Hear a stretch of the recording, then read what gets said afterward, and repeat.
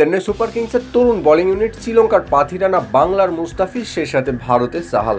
তাদের দেখভালের দায়িত্ব Caribbean allrounder twin বাবুর কাঁধে। ক্যারিবিয়ান এই অলরাউন্ডার বলেন, বাংলার মুস্তাফিজকে তার অভিজ্ঞতা আর কাটারকে কাজে লাগিয়ে দারুণ কিছু করা সম্ভব। মুস্তাফিজের মতো বিশ্বসেরা বোলারদের শেখানোর কিছু নাই, তাকে সঠিক ব্যবহার করতে পারলে দারুণ কিছু দিতে প্রস্তুত তিনি। দিন শেষে এই ক্যারিবিয়ান অলরাউন্ডার এমনটি মন্তব্য করলেন। মুস্তাফিজকে প্রশংসায় ভাসিয়ে এই বাঁহাতি পেসারকে ইউনিক বোলারদের মধ্যে একজনের নাম দিয়েছেন। 23 এপ্রিলে নিজেদের হোম গ্রাউন্ডে লখনৌ সুপার জায়ান্টের বিপক্ষে মাঠে নামার আগে চেন্নাইয়ের বোলিংদের নিয়ে এমনই সব মন্তব্য করেছেন এই ক্যারিবিয়ান ক্রিকেটার। মুস্তাফিজের সাথে পাল্লা দিয়ে টুরুপের টাস হয়ে উঠেছেন লঙ্কার পেসার পাথিরানাও। পাথিরাঙ্গার সম্পর্কে ব্রাভো বলেন, পাথিরাঙ্গা খুব স্পেশাল, আমি তাকে বেবি মালিঙ্গা বলে ডাকি। তাকে আমি মাঝে মাঝে বেবি গডও বলি। তাকে আপনার কোচিং করাতে হবে না, কারণ তার স্কিল আর সামর্থ্যটাই সম্ভব। তাছাড়াও সেই ম্যাচের আগে মুস্তাফিজের ব্যাপারেও কথা বলেছেন তিনি। মুস্তাফিজের সম্পর্কে কথা বললে তিনি বলেন, মুস্তাফিজও বেশ স্পেশাল, তার ইউনিক অ্যাকশন বেশ।